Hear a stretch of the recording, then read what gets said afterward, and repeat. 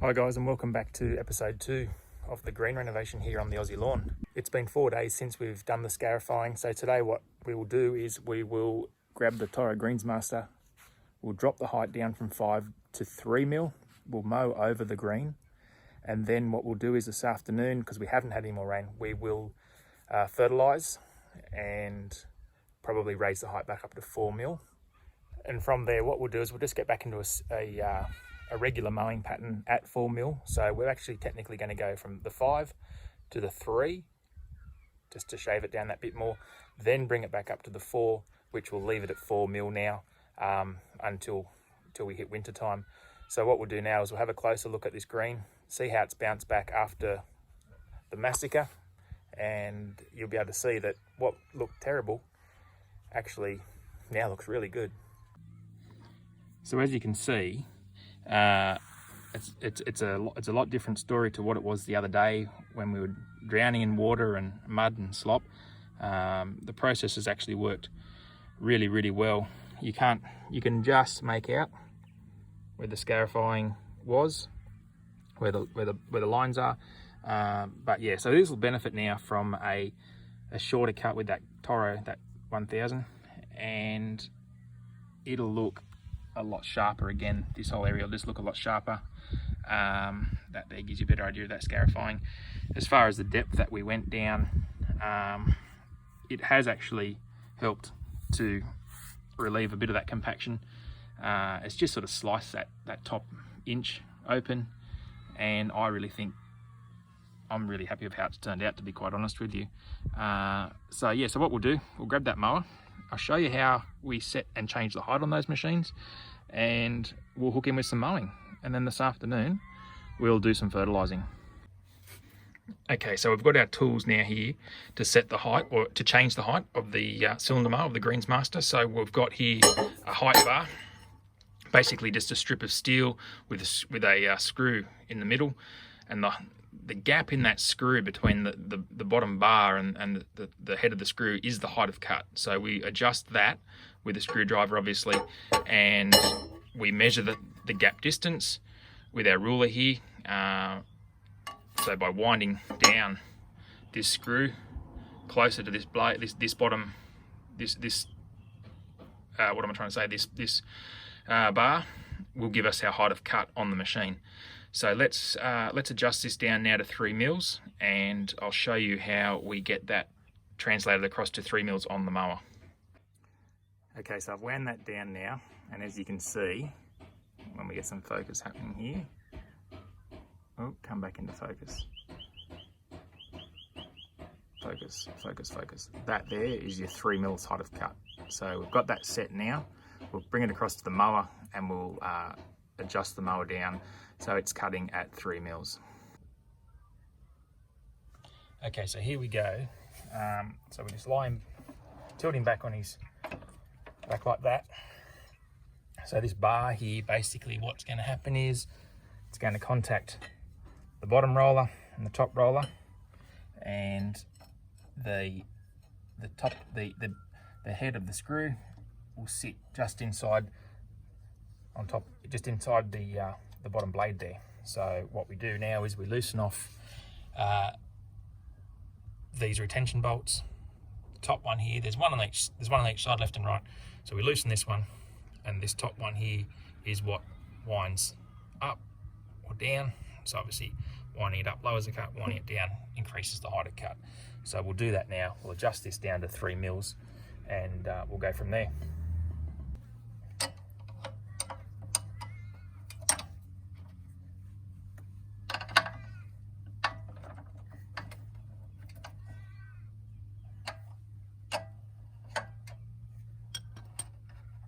Okay, so I've loosened off those 2 retention bolts. Now we wind down this one on the top. We do small increments on either side. That way we don't get the roller skew width. So we wind a little bit here, a little bit there, a little bit here, a little bit there, until we get to the height that we want to get. So we wind it up like this.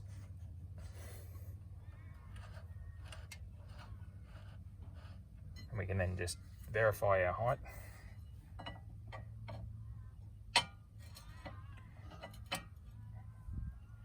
we've still got a bit more to go.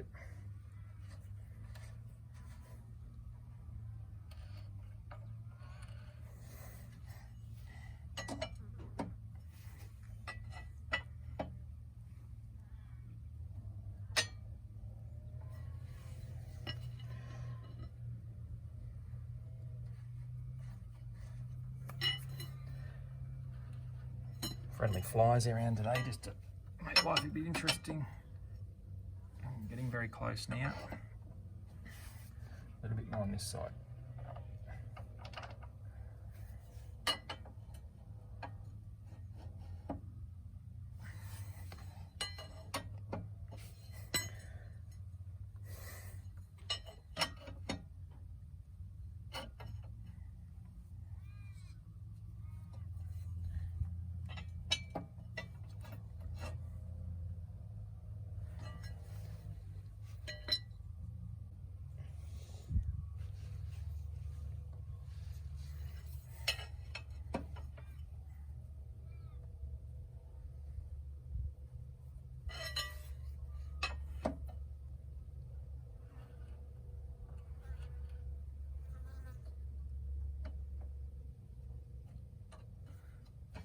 Okay, so now we've got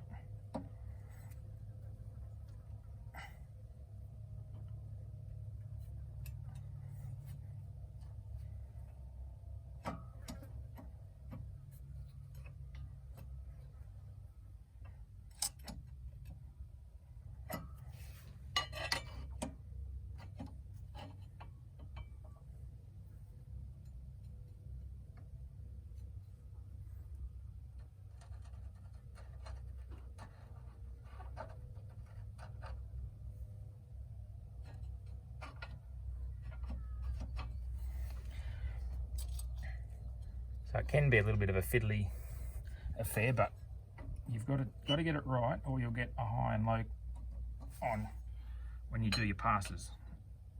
So that's pretty good now. So that's now at 3 mil. So all we're going to do now is just tighten up these retaining bolts,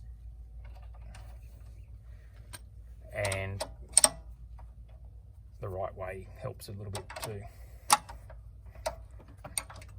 So tighten that up. Tighten that up. So that's now 3 mils. We're right to go. Righto, so I'll set you up in the corner and we'll give it a mow.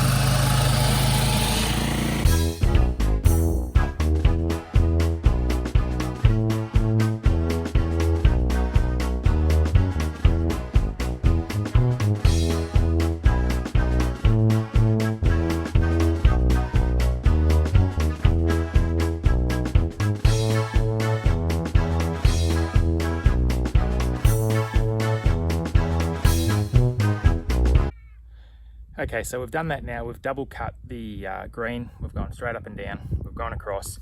Next, all we're going to do now is just lift that mower back up, as I said, to 4 millimeters. There's no need to be sort of cutting 3 after you've just shaved it at 3.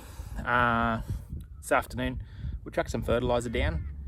And basically, as I said before, we'll just start the mowing process at 4 millimeters, normal mowing practice. And before too long, you won't even know this has happened. This is a really good example of even a normal home lawn that it happens to be cooch or kaiku. You can't kill it by doing this. You know, it's just not possible. If your lawn needs scarifying, I mean, if you've got cooch in the shade, then it's never going to need scarifying, and it probably won't be grain worthy of having cooch in the shade, which brings me to another topic about buffalo. We'll do a video on buffalo one day. I've got a bit of that on the shady side of the house. Look, really, I'll spin the camera around and show you. Don't ever feel that you've cut your cooch too short during a renovation and you're going to kill it, because I promise you, you're not going to. Let's have a look. So as you can see, we'll get down nice and close. As you can see, there's nothing left, just old stalks. Now, top dressing would be perfect. As I said, I can't do that right now. But come springtime, we'll get some top dress onto this.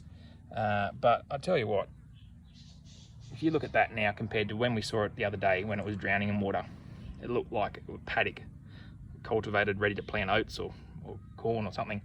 And we're back to a renovated putting surface within a couple of days.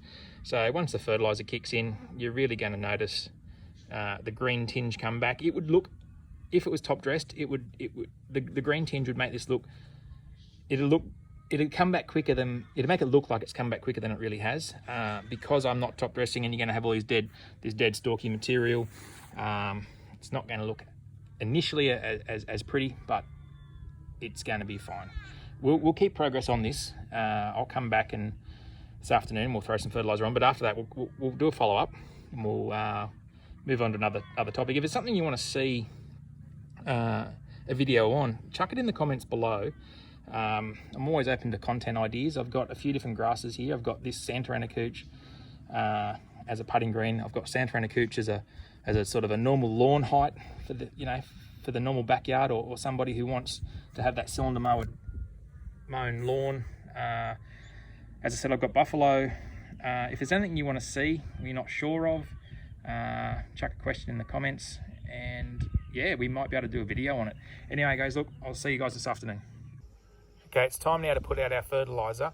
The reason I waited till the end of the day is because we are on a level 1 water restriction. I can't water outside of the hours of 6 a.m. till 9 a.m. and then again 6 p.m. till 9 p.m. So my window of opportunity is a little limited, but it still enables me to use my pop-up irrigation, and it's probably a better time of day anyway. The sun's going down.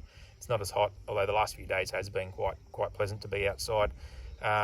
So we'll have a look at this fertilizer. It's a dynamic lifter product. It's a professional blend. It's called Agri Boost Turf Lifter. It is specially formulated for turf. Look, it is a little bit hard to find in stores. There's a few places around Sydney that stock it if you're from that part of the world. I'm not sure about other states. Look, it's a product that I first got introduced to while I was still greenkeeping. I was actually an apprentice, and we used it fairly religiously on greens at renovation time. And it's sort of one of those things that has sort of stuck with me. It's an organic based fertilizer with a synthetic component. So it does a bit of column A, bit of column B. It will feed the soil as well as the grass.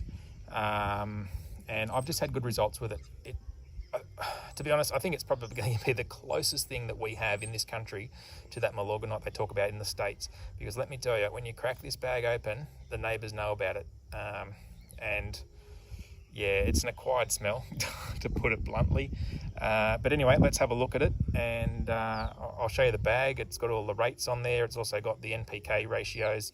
And I do recommend the product if you can find it. A Google search will bring up some stockists in Sydney. It's not incredibly expensive. I think the bag costs about $30 a bag.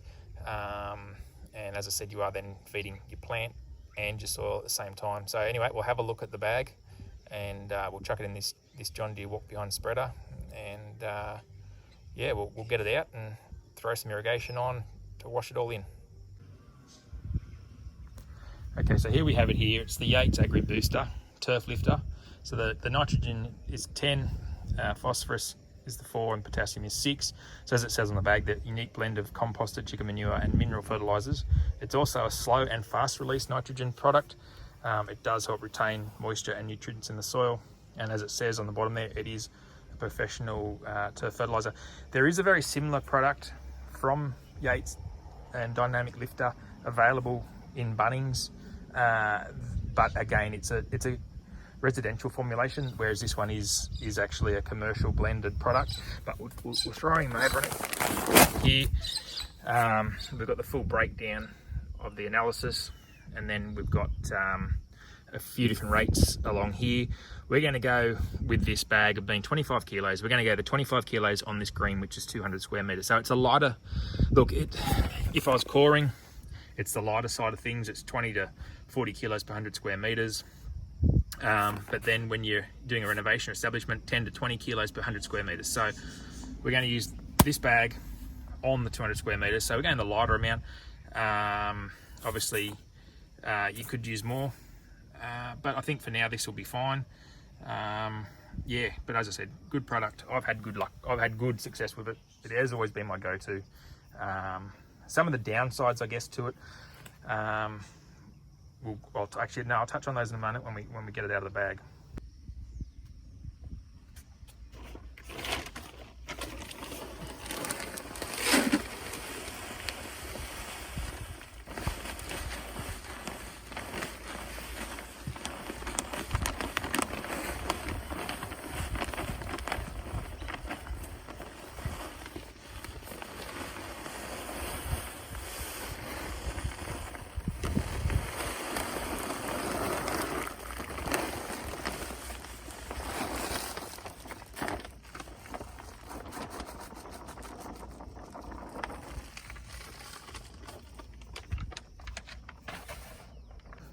Righto, if you could smell this right now, some people I know actually would be dry heaving. Now, it's a bit of a combination. It's very fine, but then you get a few little pellety bits in it. So it's a good thing that I use it. It's a good product to use around renovation time. But for a maintenance program on a shortcut playing surface or a putting surface like this one, probably need to look at a different product, only because you're going to mow this pretty fast in the catcher once you're mowing. So yeah, here I'm playing with it like it's sand. Anyway, yeah, so good product, has its uses at this short level. Renovation times, longer cut turf, use it as part of your regular routine if you want. Now this, I don't know if you noticed there before, but some of this was a little bit damp. The bag got a bit wet, left at the side of the house, because you certainly don't want it in your shed. It stink the bastard out. So it got a little bit wet in places, which I knew it would. So it's going to sort of mean some of it may sort of not come out of the machine all that wonderfully, but we'll put this dust cover on just to stop breathing in too much of it while you're spreading it out.